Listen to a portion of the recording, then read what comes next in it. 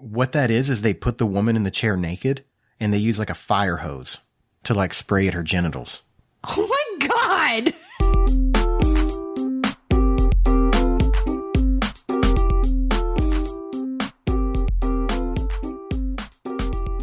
Welcome, everyone, to this special educational edition of The Bob and Katie Show. I'm Katie. And I'm Bob.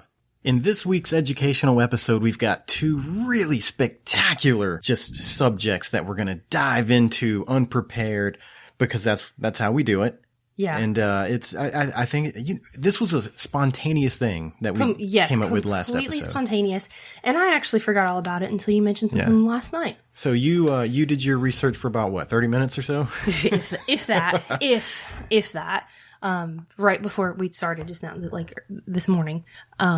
So my topic was Bigfoot, which I'm excited to talk about. Okay. My topic was pap smears, which I'm not entirely thrilled to talk about, but I'm going to do the best I can. I don't completely believe you. I don't believe you. I don't know. Maybe we'll see. So there you have it. Get ready, because here we go.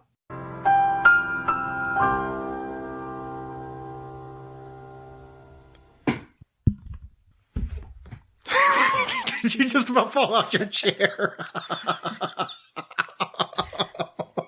don't know what you're talking about. I don't know what. I did no such thing, Bob. You should have saw your face. I don't know what you're talking about. Your eyes got as big as your glasses. I'm glad you didn't have your coffee in your hand. I would have been. Oh, is that how we're starting it off? Should I keep that in? Oh, I'm totally keeping that in. Okay, so... hang on to your hats, ladies and gentlemen, because here we go. We are delving into the wonderful world of Bigfoot. Oh, you're going first?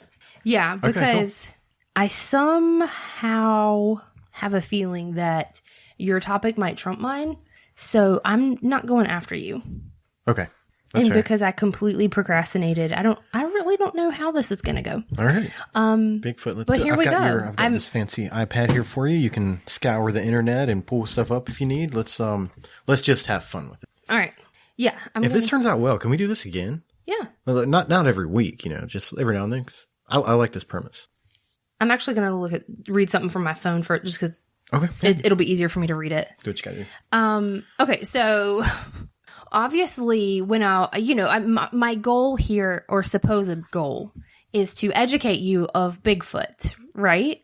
So, start at the beginning. I was like, how did Bigfoot become this urban legend, this mythical creature that is so dividing to everyone? Yeah, you believe or you don't, right? So, I was like, I of course went to the internet and Google. So I thought it was very interesting how this came about. It started in 1958 here in the United States. And what it was it was in Leland, wasn't it? No. Okay. Actually, it originates from the Pacific Northwest. That area of the United States is where the origin comes from. Most people say their side, it's that area of the country. So what had happened was there's these loggers, I believe it was in Northern California or something. Anyway, over in that area of the country, there's these loggers, and they supposedly said that they spotted this creature, this like almost 7 foot tall, hairy man type of creature. And so there's a journalist for the Humboldt Times who, he got a letter from a reader. Where are you citing this from? This is the History Channel. The History Channel? Yeah. Okay. I'm a little more invested because you were getting like you're giving us some. This is where it started information. Yeah. I've never even looked into this. Yeah, and this is why I was kind of concerned about where you're reading it. Or history.com. And this particular article that I was reading from is from July 30th. 2018. Okay. By the way, you're already far more prepared than I am. Really? Oh, yeah. Yeah, but is it fun? I mean, I feel invested. like a teacher. Yeah, I'm invested. I'm trying right not now. to just read it, Okay. So his name's Andrew. Okay. His last name's Genzoli or something. We're just going to call him Andrew.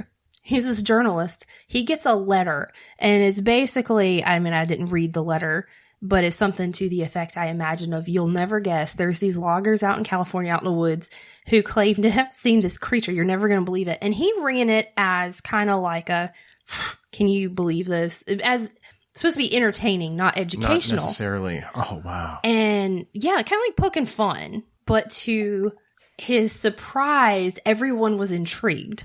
So it went from there. And then people took it and ran. Let's go find it. Yes. Let's find the beast. Everybody set out to find it, to discover it, to photograph it. Because you're talking 1958. Everybody didn't have a smartphone, a GoPro, whatever. Trail cameras, night vision. So yeah, you have all these people... And it just spawned all this. I mean, it was this spark, you know? What's crazy about this is we make fun of a lot of the youth today about these challenges they're doing and things like that on the internet. I had a hard time wrapping my head around the vodka in the eyeball thing. But think about this. When today's kids are doing this kind of stuff, it's all on the internet. You know, Facebook. There's not really a lot of funds that are going into this. What you're talking about, we as a society had the same thing, you know, like this Tide Pod challenge. We went, oh, Bigfoot. Yes, let's do it. Yeah. But we spent millions of dollars and created an entire industry around this creature. It's insane if you believe it. Yeah. When there's, you know, there's do you believe it? I'm honestly on the fence. I've always believed it. I believe there's Bigfoot out there for sure. I'm on the fence, and I will explain why in a minute. Okay. I don't want to get too far off topic just yet. We'll delve into that. But anyway, so there's stories like this from all over the world. Different parts of the world have their own creatures of this type. Okay. So it's that goes into my side of disbelief because, you know, it's easily a myth, right? So anyway, let me get back on track. Oh, apparently there was a TV show, and I'm not exactly sure when it was. I'm assuming by reading this article that it was in the 50s or 60s. There was a TV show called Truth or Consequences, and they offered $1,000 to anybody who could prove the existence. So I mean, of course, people are going to be like, okay, sure. And people were finding these footprints, and you can see there's a picture. This one to me looks like just a big man footprint. It doesn't look like it's giant, but it's huge. It's like a 16-inch long footprint. So, I mean, you can tell people, obviously, if you find something like that, you're going to be a believer. It's hard to see something like that with your own eyes, I imagine, and not let it change your belief system. Like you're walking through the woods, right? You don't really believe in Bigfoot. And then you see that? You see that, and you're like, there's no way that's a man. That's right. You've got to, I'm sure if you see something like that, you're going to be a believer, right? And if it's you and I, we're walking and we come across that, right? I'm the weird one that would automatically go, Bigfoot. You're not. Yeah. I'm definitely that's not more the first of the thing that you think of. But I promise you, if we come, like back in the day, even as smart as you and I believe that we are, we would see that. People are going to, that's fine. I think we're smart to some degree. We would see that. And when I looked at you and said, do you think it's Bigfoot? You would consider it. I would. It's huge. Anyway, so moving forward to the 70s, by then, there's been these, like, so many people have sought out to find Bigfoot on their own. There's like these pseudo documentaries and, you know, people making their own films, you know, people going, hey, I found this is proof, and stuff like that. And then, you know, it's a big snowball effect. And, people were even making Bigfoot out to be this like sexual predator, at one point in the 70s. Okay. Then in the 80s, Bigfoot became more of a symbol for environmentalism. Like, you know, like, hey, save the forest because Bigfoot lives here. Okay. Let's not destroy his home. And then in 1987, here we go. Harry and the Hendersons. Is that part of the timeline? Is that when everybody was like, holy crap, Bigfoot? Because, like, okay, by the 80s, you know, it's the idea has been out there for several decades. There's people who have all these claims and stuff. And by the 80s, yeah, Bigfoot, I guess, took on a more softer side.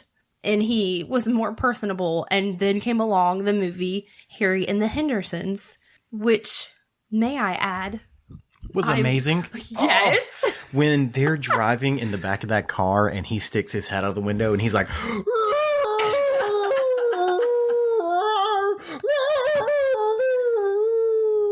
it is so good. I remember renting it on VHS from the movie store several times.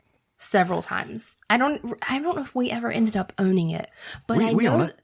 No, we have. Yeah, I was talking about growing up. You. Because 1987, I was 4. I'm going to release some what potentially could be legal, some information that could have legal implications on my parents. I'm pretty sure we had that movie. Did you just make up a word? Maybe. That's what I do. Okay. We had Harry and the Hendersons, and I think we had it on VHS, and I'm pretty sure we recorded it. You know, like off TV? Like ripped it off of the TV. So I think we had a lot of movies like that. You stick that tape over the little square hole on the front of a VHS, and you can record over it. You know what I'm talking about? Yeah. Yes, I do. There was a lot of movies that I had growing up, but I don't really know that was the 80s and 90s kid version of hacking. Yes. Like kids nowadays, they have their computer hacking stuff, and that was our hacking back in the day. Right. Wow. I'm really upset right now. What? You want to watch Harry and the Hendersons? No, this is a good conversation, and I'm so competitive. And we were like, okay, you're doing Bigfoot, I'm doing pap smears. I feel like you're going to win. I know there's nothing to win. We're just supposed to be having fun here, but good job, Katie. Some great information. I hate that I really didn't take more time to do a little more research because down here at the bottom of this article, it says access hundreds of hours of historical video commentary free with History Vault. Mm-hmm. So I know that they have stuff about Bigfoot. I believe I've watched some before. But anyway, I wish I would have had a chance to explore that a little more, but I'm not done yet. By all means, do what you got to do. Take the iPad, do everything. I have more. Because, okay, so Bigfoot is the Pacific Northwest, right? Okay. But I also came across this man, and I'm going to have to look it back up. I don't remember his name off the top of my head. Oh, I thought it was funny. If you Google Bigfoot. Hang on a second. Oh, I found it. I tried to only read stuff from sources that I thought was definitely credible. This one is from the SmithsonianMag.com, or I guess you can also go to Smithsonian.com. This is about a gentleman that lives in Florida, and he has claimed to be the expert on the skunk ape, which is basically the same thing as a Bigfoot. A skunk ape? A skunk ape. And the name comes from how bad they smell. They supposedly smell like, he described it as a skunk mixed with wet dog, and that if you are in the vicinity of one, that you can smell its odor. Well, I mean, think about it. Like, okay, I've always held strong on this. As a fat guy, you shower every day unless extreme circumstances happen. Apparently, the skunk apes are not aware of that. I know if I work hard. They haven't been given those educational tools yet. If I work hard, you know what I mean? Like, I don't do a day where I just sit around and do nothing. Like, if I have an active day for 2 days in a row and I don't shower and put deodorant on, I smell gross. Like, it's gross. Your armpits stink. Imagine if there is a creature, doesn't shower, apparently just walks around. And it's described as between 6.5 to 7 feet tall. I'm sure you could smell it from 10 feet away. A hairy man. Like a man covered in hair. So, I imagine they would smell. And they live in like the Everglades, in the swamp. So, yeah, I imagine they do smell nasty. Anyway, so the gentleman's name is Dave Shealy. And apparently his story started when he was a kid. He was 10. And it was 1974. And him and his brother were out hunting or something. And they came across this creature, and he was too short to see it over like the tall grass. So his brother like lifts him up, and he sees this creature for the first time. Uh-huh. So of course he spends the rest of his life. He's made it his life work to research this thing. Uh-huh. Sorry, let me skip it. And he chose to spend the rest of his life doing that when he told some, nobody believes him.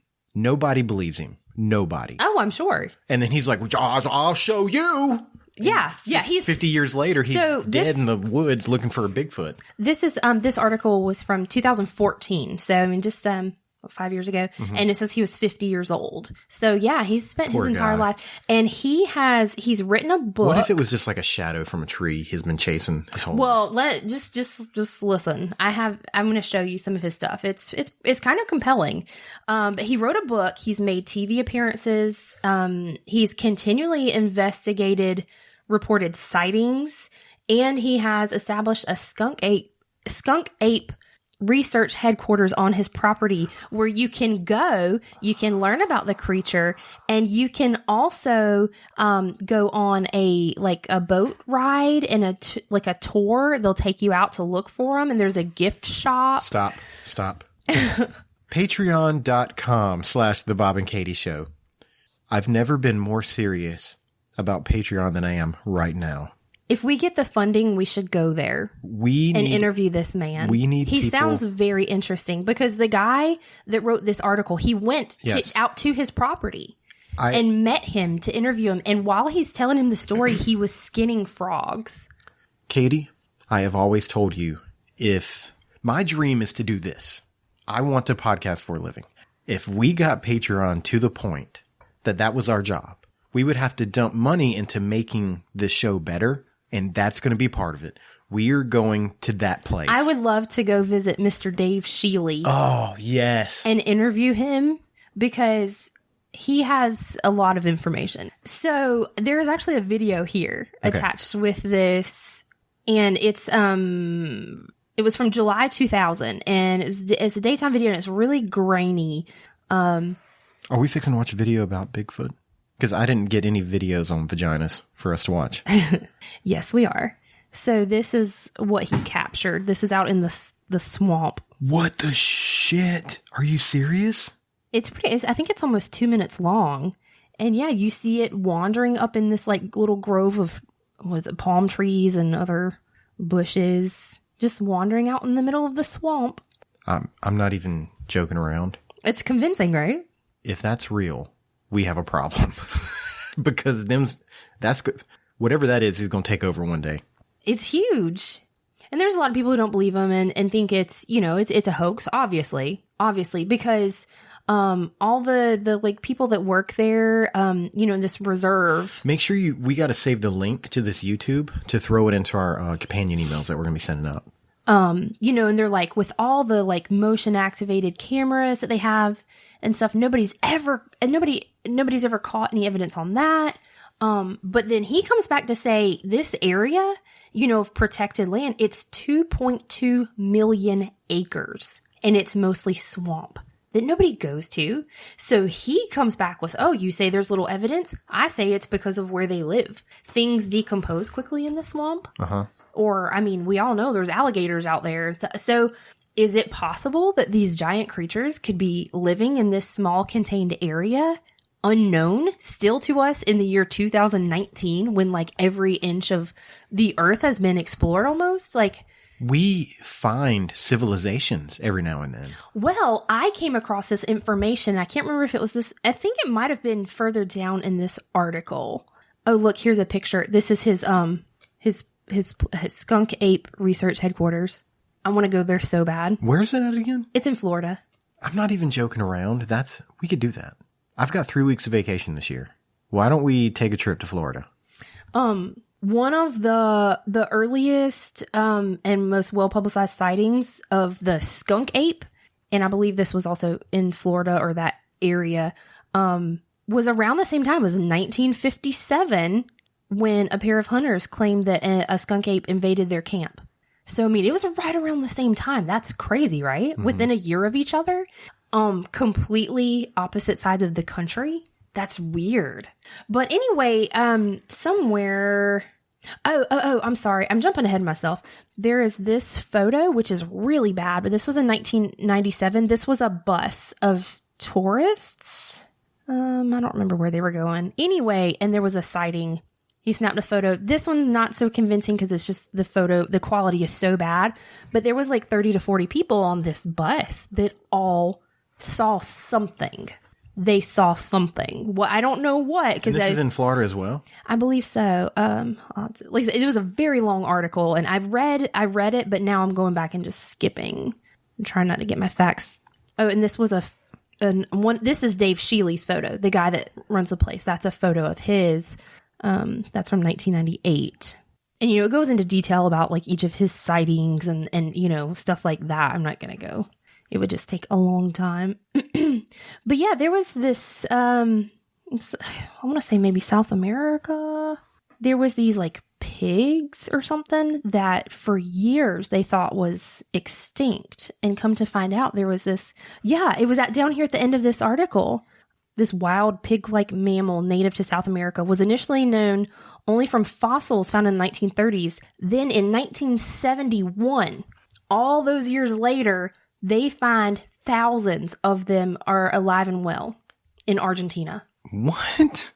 So, I mean, I know that was back in the 70s, but still, that in the 70s, like, they think this animals exist, and there's thousands of them that they didn't know about. So, hey, I although I have a hard time believing all the Bigfoot stuff, I'm not saying it's not impossible that there is a creature out there that we have not discovered that is that big. It's hard for me to wrap my head around, but I can't say with certainty that I think it's impossible. I am far more invested now than I was 20 minutes ago. Really? Yeah. Yeah. And I think we should do some research. We'll start by watching Harry and Henderson's tonight. I'm down. I know. As I was reading this, I wanted to watch it so bad. So that's all I really have right now, unfortunately, because that was great. I enjoyed it. I enjoyed reading about it, and I want to go visit Mr. Dave Shealy so bad. You know what? This is cool. This is what we're going to do. Already, I can tell you, we're going to do a Bigfoot and Pap Smear Part 2. Because I found something that I didn't have enough time to dive into that I thought is pretty insane. So I think we could go back. Like, we could revisit this again. Oh, yeah. With more information. Oh, yeah. I think so. So are you ready to move on to vaginas now? Yeah. Okay. Well, do me a favor. I didn't have any pictures or anything. So if you could pull yours out and just lay it up here on the table, that's what we'll use for reference. Excuse me? I only said that because you're so into what you're reading right now. I want you to focus on me. It's my turn now. Turn this off. Look. Yeah, I don't believe that picture. No, they said this was an orangutan. It was a photo that was that's right. See, you can look at that and tell. You're talking to the mic, Katie. Okay, I'm done. I'm sorry. There was apparently a second page that I didn't read. There'll be a part 2. Yeah. So was that fun? I feel like that was good. I'm so weird. I love documentaries. I love whenever something interests me to learn as much as I can about it. I'm such a nerd. Mm-hmm. And so I wish I had more time to spend on it. And I'm trying not to sound just like a teacher. Like, okay, class, today we're going to learn about Bigfoot. So hopefully that was entertaining. That's good.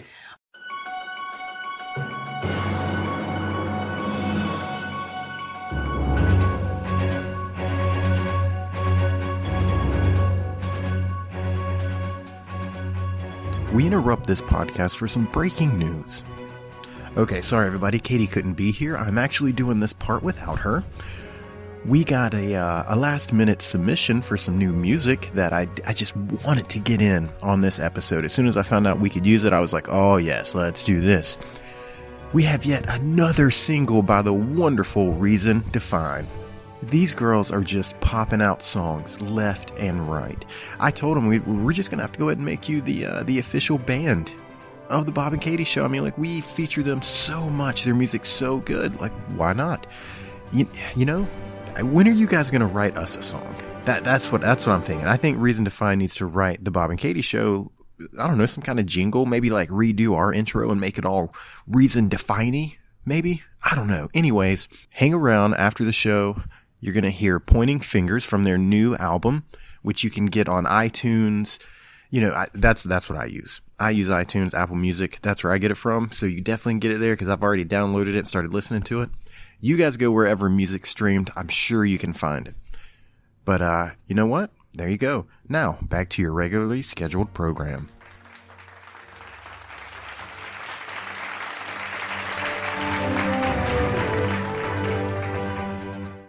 right, Bob, let's talk about pap smears, Pap shall we? smears. So I started researching the wonderful, wonderful world of pap smears, and only to find out that I want to tell you, I'm going to put this out there for everyone that this is fresh in my mind because I just had my annual exam Okay.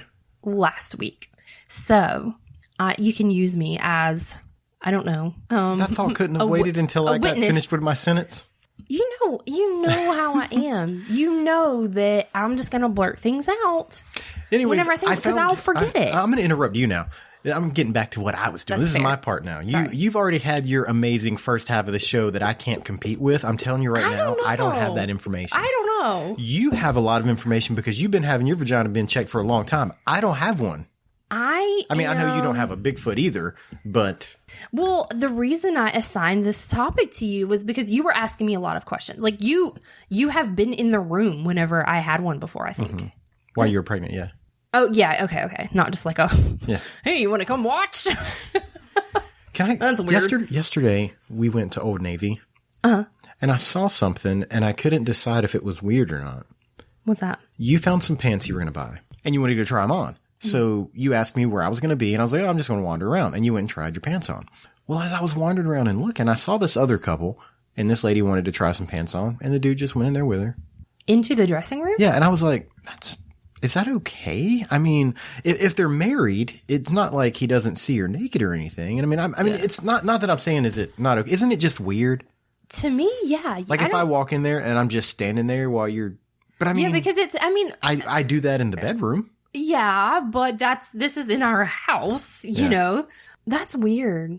Like, we obviously use the same bathroom here at home, but when we're out in public, you don't just walk up in the ladies' restroom with me. No. And I know the dressing room isn't the same thing, but it's similar because, you get naked. And it's just, to me, I'm like, it's not the time or the place. Right. That's why they have their seats out there for the people who are with you so you can wait. Yeah. I don't know. Honestly, the thought has never even crossed my mind to bring you into the dressing room with me. You know, I've got something I've never told you. In Old Navy, where those little square seats are, you were like, oh, are you just going to sit over here? And I was like, no, I'm just going to wander around. You know, there's a reason I don't sit on those seats. Why? It's because of how fat I am. So this is, I'm telling you, fat people have thoughts that skinny people have never thought about before. I didn't sit on that because of one, I'm going to be by myself, right?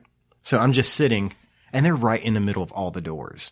So automatically people are like, why is this guy just sitting here? No, everybody would know you were sitting there waiting on someone. Yeah, I think you're overthinking but it still looks, it looks a little strange. Everybody would see you and go, oh, isn't that sweet? He's waiting on his lady. Here's the fat part that makes me not want to sit down on a stool like that.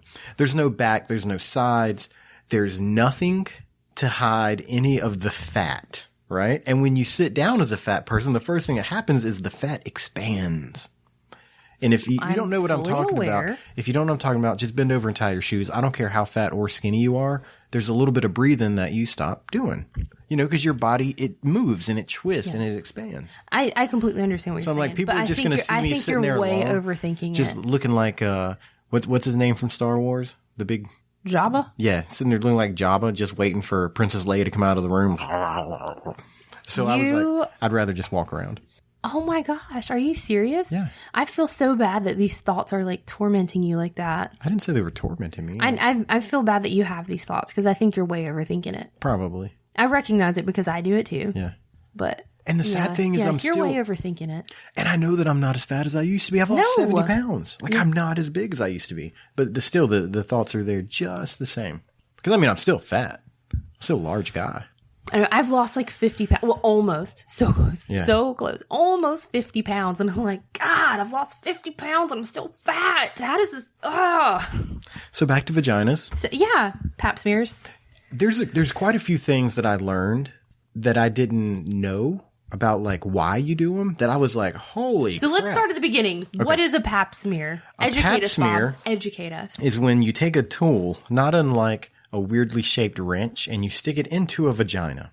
and you scrape the It's a cervix. gynecological procedure, not for fun. For anyone who does not. I mean, if you want to do it for fun, you're into that sort of thing. Just be safe. Make sure you use clean tools, and don't. There might be like a niche out there for that. Oh, I'm sure there is. If you look it up totally right now, not judging gynecology fantasies. Oh, yes. To me, like if people, there's people who are really into feet, and I mean, I'm totally not judging here. But I'm like, if people are into like feet, then surely there might be a small sector out there who are interested or turned on by like pap smear gynecological procedure type of things. I don't know. So they scrape the wall for skin cells, basically. And when the cervix starts to change or become abnormal, it gives you a clue that there's like a cervical cancer in formation that is actually very, very treatable by many different ways, by taking it out, radiation. There's like, what is the procedure called when you just remove it? A hysterectomy? Yeah. So there's a tiny hysterectomy and then there's a large hysterectomy. Mm-hmm. I don't remember what the sayings were, but obviously is one like they just take the uterus and the other one's like where they take like a whole bunch of stuff. I think like one you might still can have a child, but the other one you can't. Is that maybe like when they take like maybe like one ovary or something? I don't know. It's crazy. But here, this is the thing that I didn't realize. I knew that it was something to do with cancer, but I didn't realize how like often it happens. Mm-hmm. It's like 4 out of 10 women. So I personally know lots of women in my life who have had an abnormal pap smear. Yeah. That's what they'll tell you. Like when you have a pap smear, it's like either normal or abnormal. Yeah. I personally have never had an abnormal one, but like I said, I know plenty of women who have had abnormal cells and then had to go through the conization process where, it's like basically like a biopsy where they cut a cone out of your cervix. And I've never had to have it done. Thank you, Jesus. I pray to God I never do because the thought makes me weak in the knees. Yeah. Like it. Because I'm sorry, as a woman, especially as a woman who's had children, when people go messing around up in your cervix, it's not fun. And like cutting, let's go cut a chunk of it out, shall we? No, thank you. Oh my God. Now, I'm sorry. Go ahead. This is your topic. No, it's okay. You helped me win. That's what I want. You're on my team. I love it. Up until 1960. Oh, I always tell our kids we're on the same. Oh yeah, team for sure. We're on the same team. Up until 1960. Team McKnight for the win. Boom. Up until 1960, this wasn't really treated the way that it could have been. And 4 out of every 10 women were getting severely sick. When did pap smears, when did they start performing pap smears? Do you know? This is the part that I was like, we have to learn more about this in part 2. 29 years before we started doing it as a country. Like it started in other places of the world? No. This dude, his name's like Pap Smear or some crap like that. He's the one it's named after. Oh, okay. He figured it out 29 years before we actually started using it. So for 29 years, he was like, this works. Look, we can save people. And everybody else was like, nah. Did they think he was like crazy or something? There was a lot of people that said it had a lot to do with like conspiracies. Wow. It's wild to me. I mean, because of the age I live in, I guess, it's 2019 and we have all this education about women and our reproductive health that really only a handful of decades ago we start doing it the right way. Was like just non-existent. Yeah. And the things over the decades and the centuries that people have thought about women and their reproductive health, menstruation and childbirth and all those things, and just the misinformation and the misguidance out there, it just blows my mind. Like it wasn't that long ago that doctors were telling women to go home and smoke a cigarette to just chill out, Yeah. You just need a cigarette. You need doctors would prescribe it. Put your big boy panties on and get life together. Before we go any further, I want you to check this out. I told you I wasn't super prepared. I did have like what I thought would be a smoking gun or a haymaker or however you want to put it to make my part of it good. The problem was... What's that? Was it coup de grace? Yeah. Did I say it right? I don't know. Maybe. I was making up words earlier, right? Yeah. The problem was it didn't have anything to do with pap smear. So Oh, yeah. Technically, if it was a competition, I couldn't use it, but you gave me the door. So now I get to bring it in. Okay, I'm curious. While researching the pap smears and stuff, like you said, I came across some stuff that doctors did to women a long time ago. Oh, it's crazy. Yeah, so you opened the door, so you're the one that jumped out of the way, and the haymakers come in, and are you ready? Here it goes. The orgasm machines and stuff. So doctors created vibrators after growing tired of masturbating not historical women. Jesus. These doctors just went around and they would find women of importance and just start masturbating them. No, hysterical women. Doctors knew so little about women that they thought when they started acting crazy. You just need an orgasm. Yeah. That's all. Come here. Come here. Here, let me hold that real quick. Oh, that would make it all bad. Isn't that wild?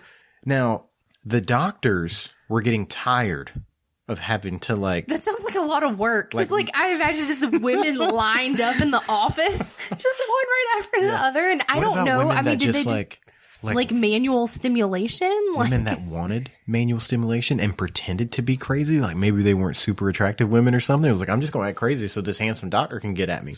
You know what I mean? Like that probably happened. And if it did, and the woman all of a sudden was like, oh, thank you, I'm better now. That doctor is going to go, oh shit, it's real. We got to keep doing this. So, I mean, there's probably a woman or two out there that did some crazy stuff like that to make this movement move forward.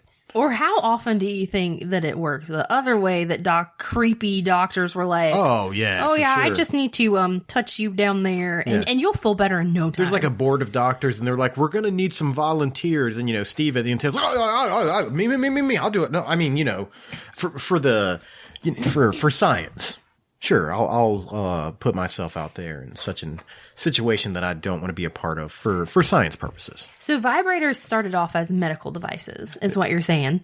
Not even necessarily. Who would have thunk it? Medical. Who would have thunk it? It was just their arms hurt. It was like, I'm tired of manually having to do this. It's like this. Could you imagine? There's this doctor convention, right? Yeah. And there's all these doctors coming together to share knowledge and information. That's one of them right there. Do you think that that's the topic of conversation? Be like, I'm so tired. Look at that piece right there that goes on your little. My God. That's nasty. It looks like a drill. It does. That looks like something you would sand wood with. There's different. Look, it says angle, side, or straight. So you could. Different ways. Turn it around. It's the Bertman 2000. That one. Oh my gosh. Look at that. What is that? What that is they put the woman in the chair naked and they use a fire hose to spray at her genitals. Oh my God. It's kind of I don't know this Pelvic because I wasn't douches. Yeah. Which aimed a jet of water at the inner thighs. Look how he's holding it. Yeah. That's a fire shooting hose. her. That's a fire hose. That doesn't even look pleasant. Yeah. When did this happen? I don't know. That's just mid-1800s. Mid-1800s. Women loved them and flocked to the spa towns where such a cure was provided. That's because, look at me. Look at my eyes. Stop looking at the iPad. Pay attention. Look at me. Stop. Look at me. I never did this because I'm not a woman. But I mean, I've heard things. I've seen things on the internet. Like a woman getting in the bathtub and putting herself under the faucet. Yeah. That's a thing. So yeah, I'm sure there were women that were flocking after this stuff. Apparently there was. Because I mean, let's be real. Back in the day, men didn't. There was a lot less caring. The real game changer was the steam-powered vibrator. I'm sorry. There was I'm going to leave this iPad down until I'm done talking. Sorry. I don't even remember what I was saying. What was I saying? We were talking about fire hoses. Yeah, but you understand what I'm saying. We lost something because you kept interrupting me. I'm sorry. No, it's okay. I remember what it was. So we cared a lot less about women's needs back then than we do now. For sure. So I'm sure men probably didn't spend a whole lot of time figuring out how to make their woman super happy back in those days. So you think that's what it was? Just a society of women walking around hysterical because nobody's having orgasms. Wow. Oh. And medical doctors are like, this is the problem. This is the problem. Okay, now what was this you were... And instead of educating men They take it to the extreme. They bet a steam-powered vibrator to cure this problem. Set this on fire and stick it next to your vagina. I don't know if that's exactly how it worked. Oh, here's another article. Vaginal. Oh, my God. Vaginal. Vaginal orgasms. That's what we're going to talk about next. Vaginal. Vaginal orgasms and where to find them. We're not going into that article. I see. This is what should have happened instead of the steam-powered vibrator. Right. So the battery in this vibrator weighed 40 pounds. Shut your face, man. Did you not read all of this? No, I told you I wasn't prepared. What are you talking? Oh my gosh! It weighed 40 pounds. The battery to that vibrator. Hang on. We got it. Okay, let's read about this. Hang on. Okay, the steam-powered vibrator. An American doctor named George Taylor patented the manipulator in 1869. Patients sat on a padded table with a vibrating sphere in the center. Like a ball. Oh my God. His principal markets were spas and physicians with a sufficiently large physical therapy practice to justify the expense of a large, heavy, and cumbersome instrument. Eventually, doctors grew weary of shoveling coal into the engines of the vibrators. Oh my God.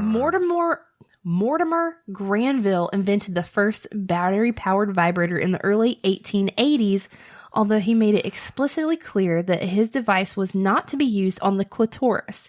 I have avoided and shall continue to avoid the treatment of women by percussion simply because I do not want to be hoodwinked and help to mislead others by the vagaries of the hysterical state or the characteristic phenomena of... I don't know what he's talking about. I think what he's basically... he said rather than faking orgasms, he thought women were faking a disease in order to have orgasms. The battery in it weighed 40 pounds. So he came out and was like, look, I want the women to enjoy themselves, but let's just call it what it is. Let's not say it's a sickness. Yeah. That's cool, man. And now we have a rabbit. There you go. High five. What an amazing educational episode. So good. I think that was so good. That was a really good idea. How did we, I think we talked more about vibrators than we did pap smears. Whatever. We did it. There you go. All right, ladies and gentlemen, patreon.com/The Bob and Katie Show. Go there. Love us. Join the kingdom. Find your laugh. Find your happy.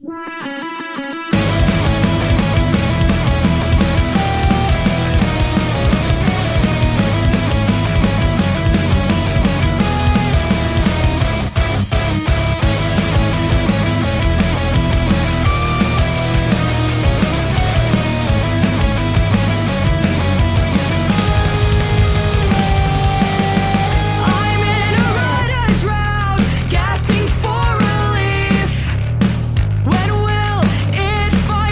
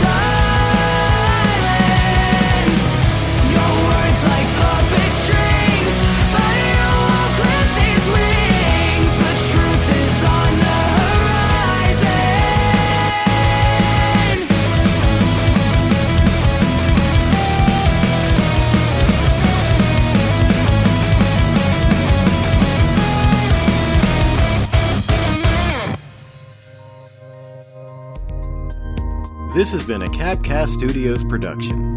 For more episodes and information, visit cabcaststudios.com.